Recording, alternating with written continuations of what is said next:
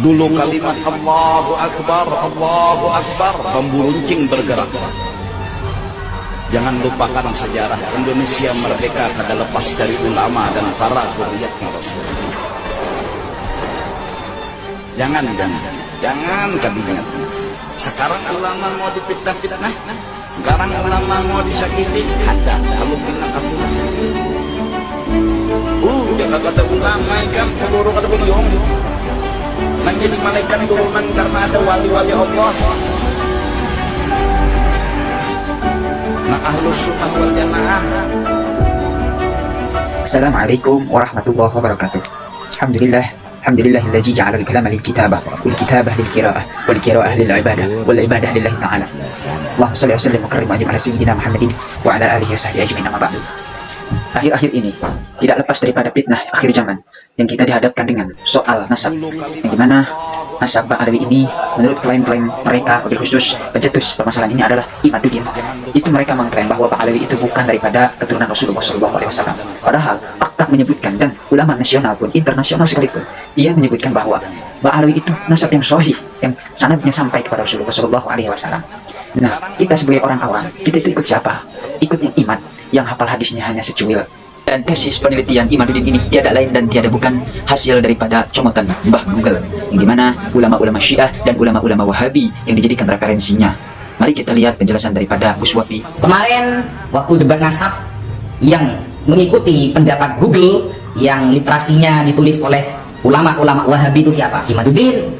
Yang mengutip Google, kemudian narasi di dalam Google yang ditulis oleh orang Wahabi lalu dijiplak, lalu mengaku-ngaku sebagai tesisnya itu siapa? Imaduddin. Berarti Imaduddin NU apa bukan? Bukan. Dia itu NU rasa Wahabi, rasa Syiah. Dan kemarin yang membatalkan nasab Ba'alawi menggunakan kitab-kitab orang Syiah itu siapa? Imaduddin. Imaduddin juga ngaku NU, membatalkan nasab Ba'alawi menggunakan kitab Syiah, kemudian menggunakan narasi-narasi dari Salafi Wahabi, sedangkan kedua firqah tersebut sudah disesatkan oleh Kiai Haji Hasyim Asy'ari di dalam kitabnya Risalah Ahlus Sunnah wal Jamaah. Bagaimana saudara sekalian masih mau mengikuti Imaduddin yang tesisnya tidak jelas, bahkan mengambil daripada ulama Syiah dan ulama Wahabi, di mana dua firqah ini telah disesatkan oleh Kiai Haji Hasyim Asy'ari. Supaya lebih kuat dan yakin, mari kita lihat juga video daripada Syarif Ibrahim bin Mansur selaku Niqobat al-Ashraf di Hijaz, Makkah, Madinah, yang menegaskan bahwa nasab Ba'alawi tersambung kepada Rasulullah SAW. Kita lihat bersama-sama.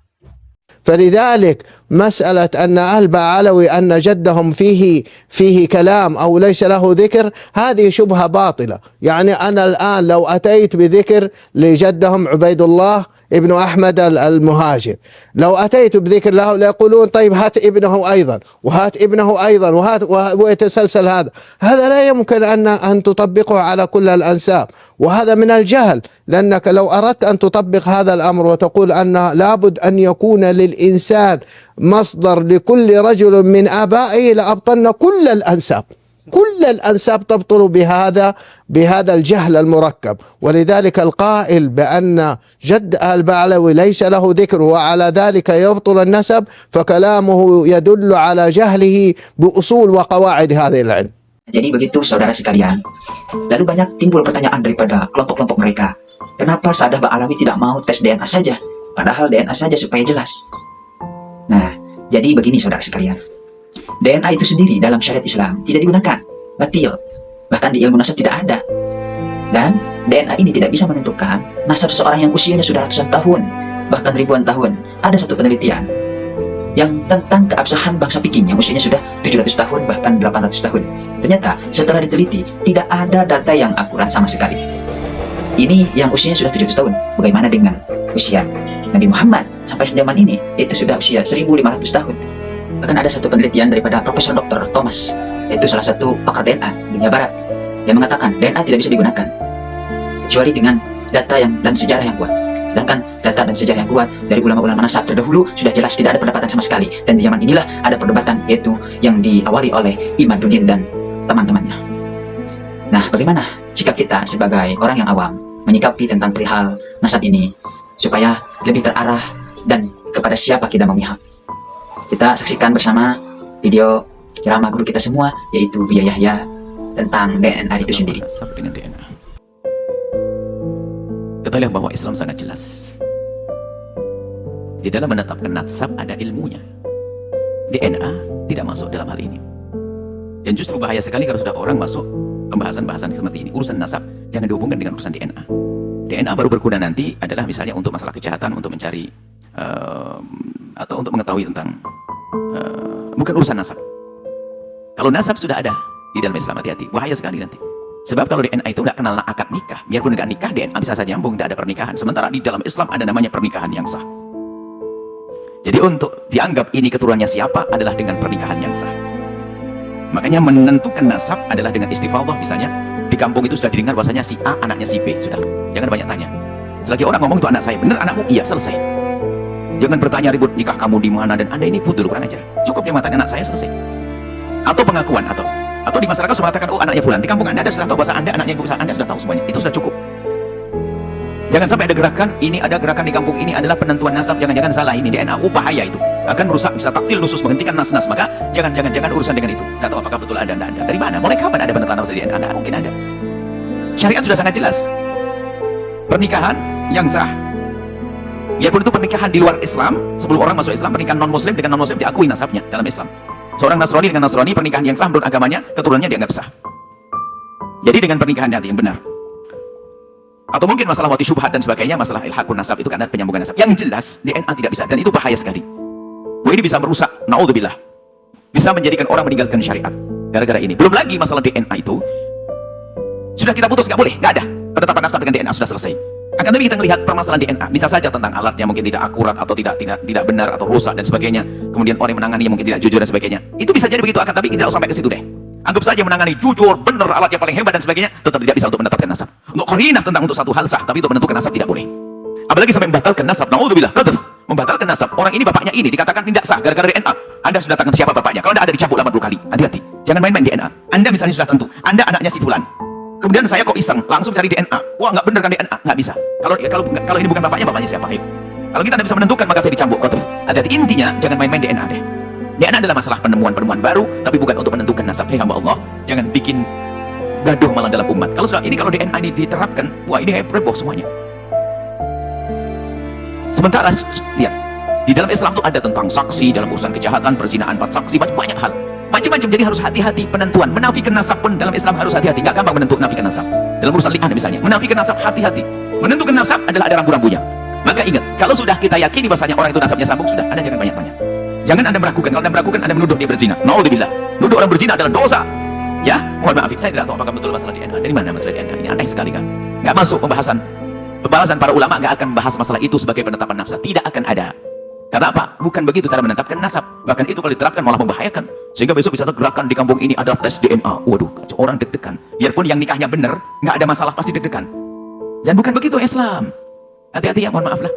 Tidak mungkin, saya tidak percaya. Mungkin Anda salah. Mana ada penentuan nasab dengan DNA? Mana ada itu semuanya. Penentuan nasab adalah dengan istifadhah. Kalau sudah di kampung itu anaknya dia, maka itu selesai. Jadi tidak diperkenankan sama sekali menentukan nasab dengan DNA sama sekali. Dan tidak perlu kita masuk ke wilayah itu. Baik untuk membuktikan, hanya sekedar coba-coba. Karena kalau sudah coba-coba, kalau giliran salah, maka kita akan suudzon kepada bapaknya sendiri. Naudzubillah. Dan jangan berkata tidak mungkin salah. Oh tidak. Masa mungkin salah. Sementara dari Islam sudah sangat jelas ya. Mohon maaf ya, jangan main-main urusan itu, nggak ada lah. Nggak akan ada dibahas masalah ini. Semoga Allah menjaga kita pada sesama tetap indah husnudzon. Jangan sampai kita duga tetangga kita zina, itu kan zina, DNA-nya nggak cocok, terus zina, naudzubillah. Bakar rancuh dunia ini dengan hal semacam itu. Cukup syariat Islam adalah indah, menjaga semuanya, insya Allah. Jadi kesimpulannya tidak perlu dan jangan sampai yang demikian itu. Termasuk dulu kita pernah sampaikan mengetes tentang keperawanan, nggak boleh itu semuanya. Itu dari pemikiran dari mana ngetes keperawanan. Orang hilang keperawanan bisa saja karena jatuh dan sebagainya. Hanya karena jatuh kemudian hilang keperawanan yang zina. Oh, Masya Allah, nggak ada itu semuanya. Islam indah. Makanya ketahuilah Islam, maka Anda akan mengerti bagaimana Anda menjelaskan. Sekian penjelasan daripada guru-guru kita semuanya, mudah-mudahan ada manfaatnya. Tidak usah bingung, tidak usah khawatir. Sebenarnya tentang perihal nasab ini, kita tetap harus menghormati satu sama lainnya. Kalau misalkan benar mereka itu keturunan Rasulullah, alangkah baiknya kita menghormati mereka dan memuliakan mereka. Kita akan mendapatkan pahala di sisi Allah Subhanahu wa taala. Kalau misalkan tidak benar, tidak sambung kepada Rasulullah, kita tetap akan mendapatkan pahala dari Allah Subhanahu wa taala. Karena sikap kita terhadap sesama manusia. Banyak sekali orang yang menjas bahwa misalkan bapaknya itu orang alim, anaknya tidak alim, oh berarti itu tidak sambung nasabnya. karena tidak sama akhlaknya dengan bapaknya. Kan sekarang itu jadi permasalahan seperti itu. Banyak habib-habib, oknum-oknum habib yang mereka perilakunya tidak baik menurut kita. Banyak sekali. Nah, itu menjadikan alasan mereka membatalkan nasab. Akhir-akhir ini saya mendapatkan ceramah daripada Imaduddin. Kata beliau, Rasulullah itu ketika ada yang minta, apapun Rasulullah kasih sama dia. Nah, kalau Habib misalkan dipinta nggak ngasih, berarti itu bukan keturunan Rasulullah SAW. Nah, ini kan pemahaman yang salah. Akhlak anak tidak selamanya sama dengan akhlak bapaknya. Contohnya, Nabi Nuh ini orang soleh. Nabi Nuh mempunyai keturunan, yaitu Kan'an. Tapi Kan'an ini tidak sama dengan bapaknya Nabi Nuh. Kan'an malah sesat, tidak mengikuti jalan bapaknya dan celaka seperti itu. Dan sekian penjelasan dari kami. Kurang lebihnya maaf.